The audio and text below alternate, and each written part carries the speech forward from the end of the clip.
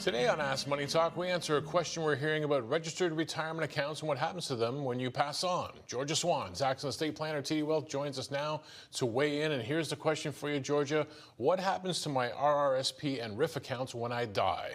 Are there ways to help get the money into the hands of my spouse or family more quickly? What do we think about this one? Well, the way to do it is actually designate what's known as a beneficiary of those registered accounts. So, where you have a spouse, which could be a married spouse or a common law partner, you can designate them as a beneficiary of your RSP or your RRIF. And what that means is if you pass away, then the RSP or the RRIF will be collapsed. The money will come over on a tax-deferred basis.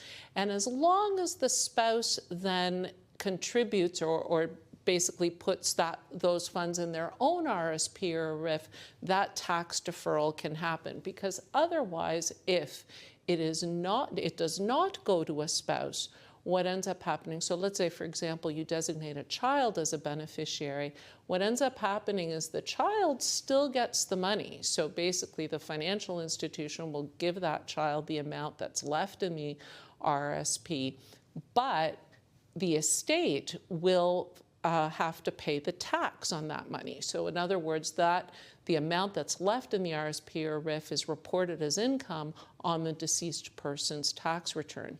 Now, with a spouse or common law partner, you also have another option when it comes to RRIFs.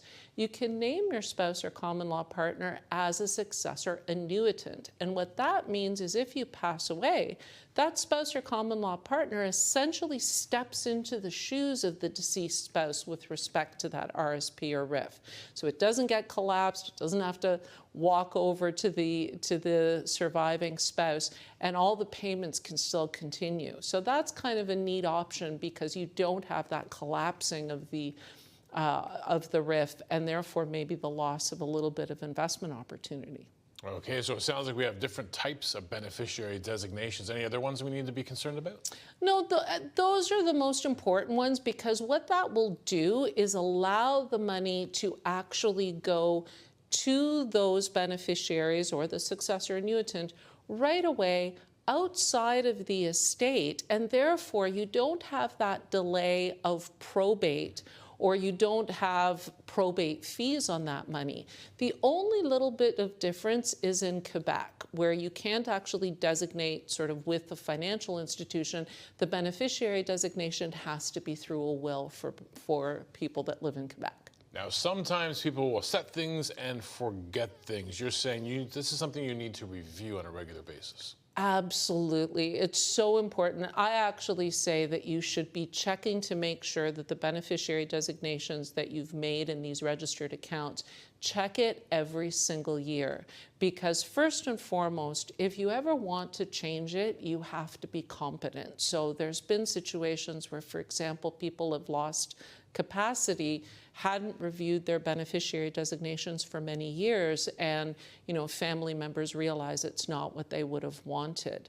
You also have a situation where, let's say you forget to make a beneficiary designation. I was gonna ask you, what happens then if you just didn't do this? Yeah, in that case, the money will go to your estate. So basically it will pass through probate, there'll be that delay, there'll be probate fees, and it will go through your will, and that may or may not be what you actually wanted to have happen to that money. So we're talking RRSPs and RRIFs, what happens when you pass on beneficiaries. Might you want to have a specific plan for those registered plans? Absolutely. So I had a situation once where a father had designated his 3 sons as equal beneficiaries of his RRIF. Unfortunately, one of the sons predeceased the father, but he was incompetent at the time. He couldn't change the beneficiary designation. So you have to then look to the documents of the financial institution, which in this case said that deceased child's share of the RRIF would go to the estate. Now, the problem is the father had a will which, as you would expect, said, I divide everything equally between my 3 sons.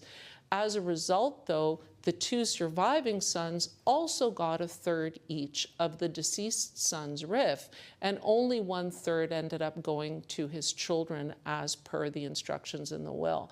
So it's really important to have this plan, not only with what's going to happen at the first instance when you have the beneficiary designations, but that you are very educated and aware of what's to happen if, for example, one of your beneficiaries predeceases you, and you put in place what you want to have happen, rather than just relying on what the policy or the documents of the financial institution are. Very interesting and important stuff as always. Thanks for that, Georgia. Thank you. That was Georgia Swan, tax and estate planner and TD Wealth. And if you have a question, send it to moneytalk@td.com.